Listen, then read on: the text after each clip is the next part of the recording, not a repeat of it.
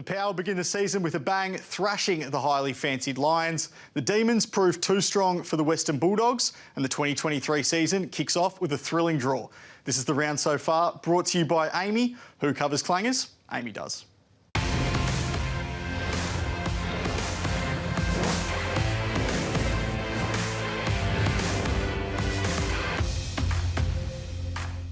Hello and welcome to the round so far for season 2023. I'm Riley Beveridge. This is Kane Corns. Kane, did you have a good off-season? I did, and we are back on a magnificent new set. It's going to be a great year ahead. It's been a great round of footy so far. We might start today at the Adelaide Oval, where Port Adelaide got their season off with a bang. Geez, they thrashed the Lions. They did, yeah. More than happy to start here. What about the third quarter? I mean, it was a coaching masterstroke, really, from Ken Hinkley. He really changed up the centre bounce mix. He went Young, Rosie, Butters and Horne-Francis were enormous. But not only that, I thought they were a lot braver with their ball movement. We'll speak about that man more in a moment, but he was dynamic. He was awesome in his first game in Port Adelaide colours. But it was the ball movement and their ability to actually take the game on, which has been a criticism from Ken Hinkley, and their lack of efficiency going inside forward 50. So to have 36 scoring shots today from 65 entries was as efficient as I've seen them play in some time. 8 goals to 1 in that third quarter. And as you mentioned, Jason Horne-Francis, the new recruit over the off-season, he was the man that starred. 11 disposals, 4 contested possessions, 5 score involvements from their 12 shots. Yeah, and he was given the opportunity to go inside straight away, and that was the case through the pre-season games where he was solid. You got to admire it. The pressure he's been under has been more significant than any second-year player in a long, long time. He's had the off-season hamstring surgery and interrupted pre-season. So to come out here and do that when the game was on the line against really good opposition, we're talking Dunkley and McCluggage and Neil, and take it right to them. Every time he touched the footy, something happened today. He was enormous. All off-season, we've been hearing about how strong Brisbane will be. They made a host of good additions over the off-season. But have a look at this. This summed up their afternoon. Oscar McInerney deep into this final quarter. Yeah, it did. Late in the game, granted, but this was how poor defensively they were, and you think they would have wanted to make a statement, because last year that was the issue. And I heard Lachie Neale speak about, we've got to be better defensively as a midfield group. We've got to come back and we've got to fill these holes. And Oscar McInerney just has a brain fade. Like, Sam Powell-Pepper isn't a great set shot for goal. You've got to know your opposition.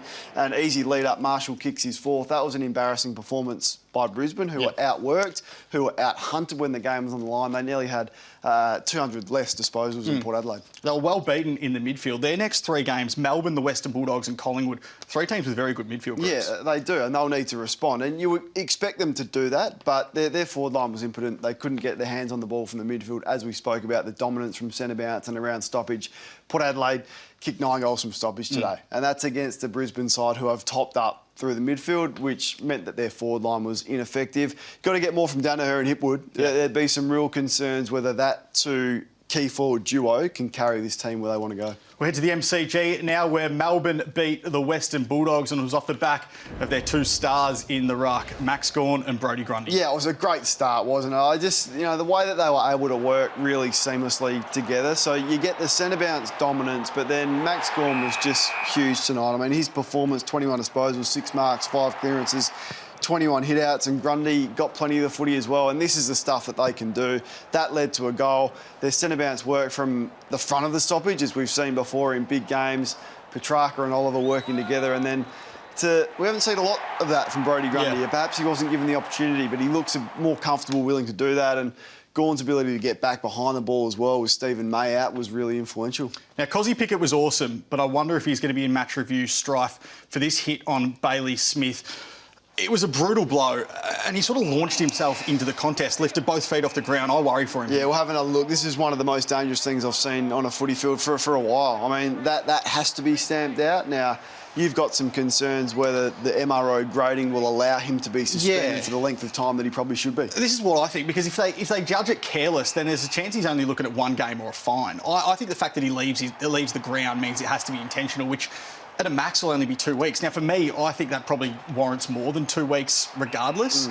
That's the worry. Absolutely with the warrants more than 2. It's a 3 or 4 week incident, and it's a shame because his game tonight was one of the better games he's ever played for Melbourne. Started in the centre bounce, had maximum centre bounce minutes and opportunities, but then goes forward. He plays a little bit like Shea Bolton really now. So you start in centre bounce, get a matchup that you like, lose your matchup in transition, and use your speed to get out the back. 4 goals, 19 disposals, 8 tackles. Yeah. It was huge, but with Melbourne and the players they're already missing, to miss him next week, which he should because that was dangerous, is a real blow. What do you make of the Western Bulldogs 4-prong tall forward line? Well, it didn't work, did it? Yeah. We saw that. This is the return that they had. Not much at all. But you've got to persist with it. I think you're that far down with the experiment that after 1 week, it would be a mistake to say, OK, it didn't work against a very good defence and a very well-organised without Stephen May, though. Exactly right. But Gorm was back there. Lever was huge. He took 6 intercept marks, I think it was, and Petty was pretty solid. So go again with it, but the worry that I've got is how easy the Western Bulldogs get scored against in transition. 15th in the competition for scores from their D50 last year. So if that's a trend, and you've got the tall forwards in there unable to put the pressure on, that's a concern for Luke Beveridge. We'll head to Marvel Stadium now, where North Melbourne got their first win under Alistair Clarkson. It was built off their pressure in the second term. Yeah, it was. I mean, they're just going to be harder to play against, aren't they? And we saw that today. Now, granted, the opposition are coming off a 2-win season last year, but we haven't seen this ferocity and this hunt and this tackle, and the intensity is probably the word. Like, they're coming once, they're coming again, they're gang tackling, they're slowing the Eagles' ball movement up, which gives you some time to be organised behind the ball in defence. Like Kane Turner's efforts here, there's one there, he gets up and he goes again. It might be this one. There's one there, bump, he goes again, then he goes again. There's 4 efforts there in that piece of play. So that's the inspiration, and this was one of the... Didn't be tough to beat this for the tackle of the year. Look at that from Charlie Comben. Just his third game as well. And he looks hungry. So that's what I noticed from North Melbourne. They got at them, there was intensity, and they looked hungry to really want to turn that footy over. Charlie Comben's third game. He was playing in the ruck for most of it. They lost Tristan Jerry early. He was their only ruckman after they left Todd Goldstein out of the side. Hugh Greenwood went into the ruck for periods as well.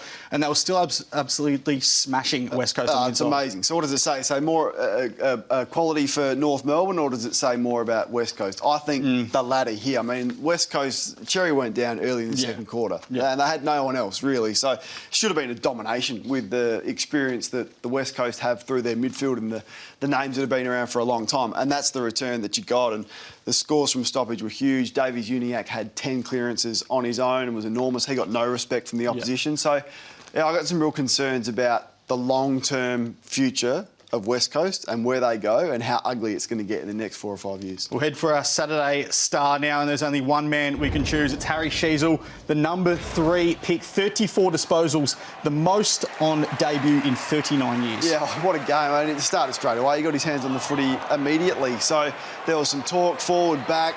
He went back late in that second practice game against the Western Bulldogs. So the right move to start him there. He looks really composed. He's got a beautiful kick on him. But I was impressed by this stuff. Like just his reading of the play.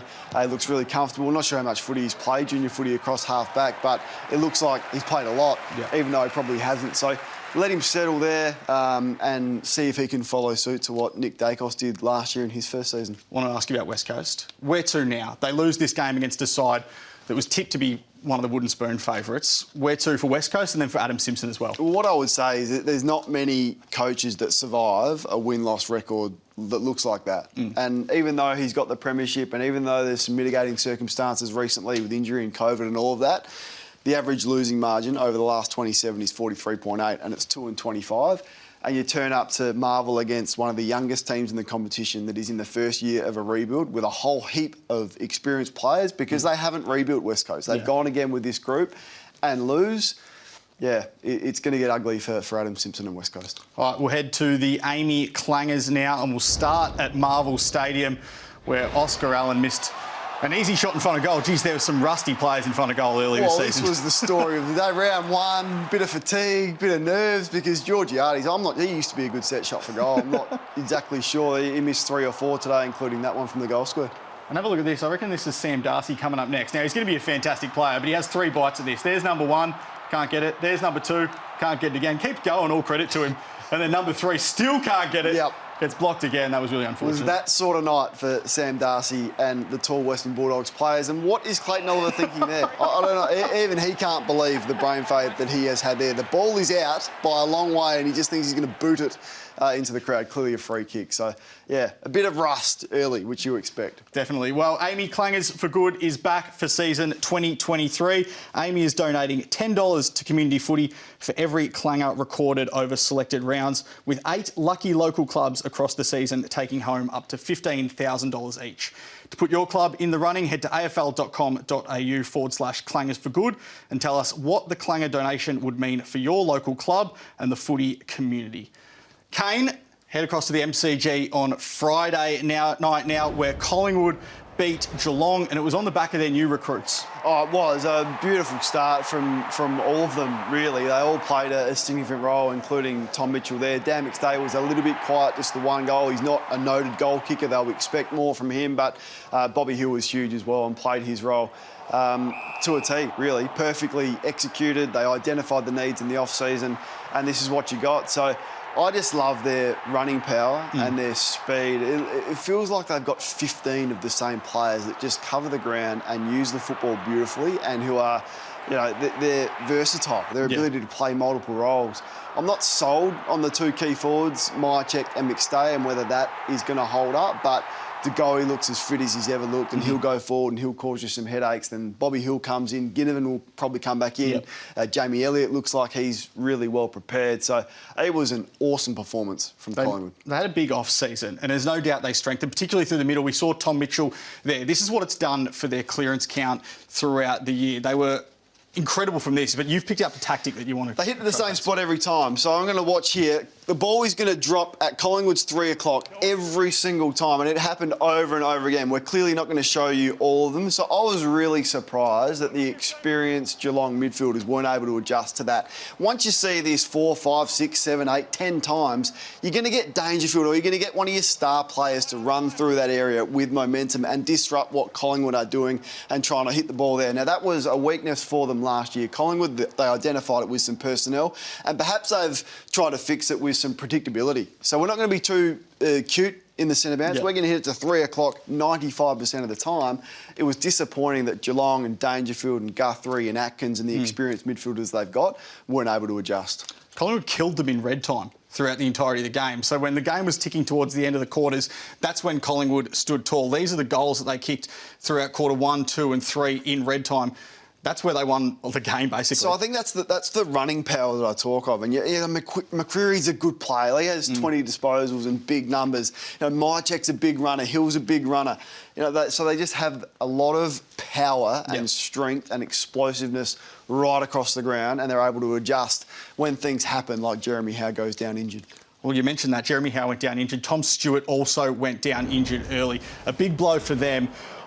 He's going to be harder to replace than Jeremy Howe, I think, because of the fact that Jack Henry's already out. Collingwood have Billy Frampton ready to go, but that's a worry for the Cats. Yeah, I mean, he's their most important player. He's their marshal, he's their vice-captain. Easily could have been their captain, and he's the steadier down there for them. So De Koning sort of relies on him as well, so they've got him there. I was really impressed by Ratugolea, and we saw Jeremy Howe there with that Signic incident, which we won't replay for obvious reasons. They've got Billy Frampton in, so that gave them some key position depth, so you'd expect him to come back in. In terms of Geelong, perhaps Blicavs goes back. I think they'll be reluctant to do that. I reckon they'll take a look at Ratugolea and De Koning for a minute before they rush Blicavs back. Ollie Henry was the villain of the night.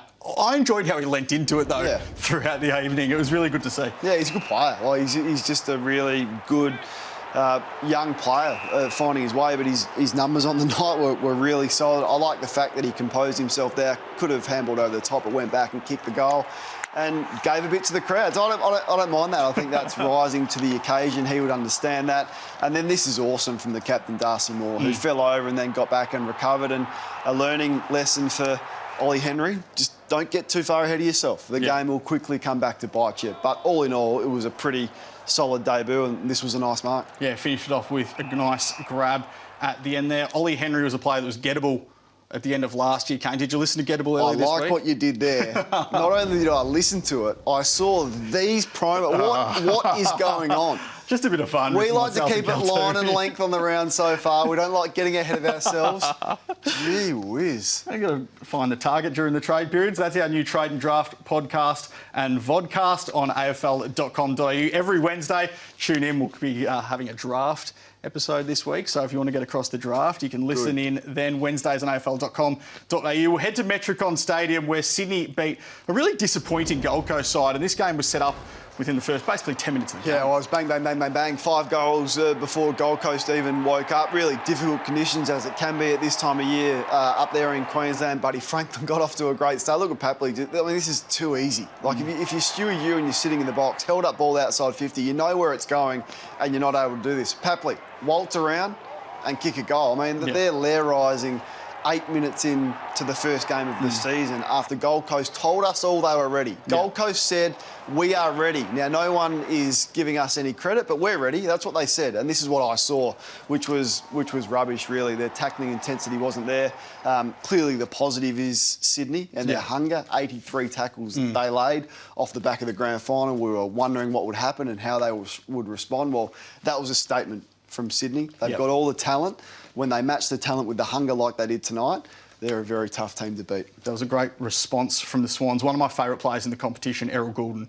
Now, he kicked this goal. Is he the best field kick in the competition at the moment? Because he's ready for a breakout year, it looks like. Josh Dacos might have something to say about that from what I saw, but don't let him get the ball in front of centre. You've got to keep players like Goulden between you and the goals. Once he gets that away, good night. So I know they've got a number of them, McInerney and Campbell and Goulden and Blakey. I mean, they're stacked with so many beautiful penetrating ball users. But he kicked 2 goals in the first minute of this game. But is he in some MRO hot water here for this hit on Sam Collins? Yeah, he's in trouble. Now, this angle doesn't quite show it. It's the second angle that will show it the best. But whenever you choose to bump and you get your opponent in the head, you're in trouble. So I don't know how they will grade that, perhaps medium, and what that spits out with the graph and the fancy matrix they've got. But I'd be surprised if you got anything less than 2 weeks. Let's head to Thursday night footy, the season opener. And it was a draw. It was a pretty bizarre atmosphere at the MCG. A draw in the first game of the year. There were some pretty pivotal moments in this final term. Carlton had the lead for the majority of it, but just couldn't hold on. Yeah, it was Carlton being Carlton, really, in the end. But Richmond had their opportunities as well. Like, Richmond have kicked 8 goals for the night with a forward line with Lynch, Revolt, Bolton, Martin, Rioli. Like, if you had that many opportunities going inside 50 that Richmond did with that personnel and you only kick 8, Carlton did something right. So they defended exceptionally well. I thought, and this was a clutch moment from Tom Lynch. You've got to give massive credit to any player who does that and goes back and finishes with 20 seconds to go. So big tick to him. He kicked 3 goals. But we're going to take a look at some of the mistakes that Carlton made as well. And it was reminiscent of what happened last year, starting with this one from Akers, who'd be really disappointed. He could have taken that mark and ball carries a bit further at the MCG and gone back and put it through for a point for the win. But unfortunately, Carlton, in the last 5 minutes of the game, repeated similar mistakes that they made last year. Well, you mentioned the mistakes they made last year. It's 3 games in a row now because Melbourne, Collingwood round 22-23 last year. And then the last 10 minutes of this game on Thursday night, they really shot themselves in the foot again. Have a look at some of these errors. When the game was there to be won, they were leading throughout this entire period. Just costly turnovers, drop marks, it plagued them. Couldn't find a mark. So when you're under heat and when you're under pressure, the easiest thing to alleviate it is to find a mark. That lets everyone reset and focus up ahead of the ball. It buys them some time to get your structures set up behind the ball as well. But as you're seeing here, they weren't able to find a mark. They kept kicking it out. And, I mean, it was a bit synonymous with the night. Richmond 37 forward half turnovers that they had. Part of that was the pressure that was applied, clearly. But I thought Carlton just had to be brave with their ball use. I thought they played really, really safe. They did a lot right on the night. But as the season goes on, they're going to have to show more dare and more speed with the ball movement to give Mackay and Curnow an opportunity that they didn't get on Thursday night. It was really one of those scrappy games. A new segment on the round so far this year, Kane, The Moment. And today's moment comes from Junior Rioli, the Port Adelaide recruit over the off-season. Firstly, how's the mark? And then wait for the set shot as well. Yeah, not sure it was a mark, but the umpire was friendly. They weren't friendly to Port Adelaide, 21 free kicks to 5 at half-time. They were on that occasion. But how's the dance around and the finish? Is there a better finisher in the AFL from inside 50? Perhaps Jack Graham from Richmond, albeit not on Thursday night, but he's a beautiful ball user. So when he gets the footy, something will happen. One of the better kicks going inside 50 and finishes. So 3 goals that he had. I mean, he was involved in everything like 16 disposals, tackled well, reads the ball off hands beautifully, and he's the crummer that they've desperately needed. Robbie Gray goes out, but if they can get Fantasia fit and Rioli produces more games like that, then it's going to be a pretty potent forward line. 3 games left in round 1, starting with GWS against Adelaide tomorrow. There's a couple of really interesting games. Hawthorn and Essendon, and then St Kilda. Geez, they've had a terrible off-season. They've hosted Fremantle. What do you reckon, Kane? All my focus is on Essendon. What sort of a statement are they going to make? Round 1, they were really disappointing last year. Once again, a lot of talk, a lot of words. We want to be the best defensive team in the competition. I want to see it, because you're up against the youngest and least experienced team in the competition, and that's Hawthorn. Sam Mitchell's going to throw the magnets around, give opportunities to players, whereas Essendon's midfield is stacked with 100-plus game players who are in the prime of their careers. So the Bombers' midfield, I know they've got a few injuries as well forward of the ball, but the midfield has to make a statement tomorrow. Strong start from you, Kane. Oh, and you too. Love your work. We'll see you next week.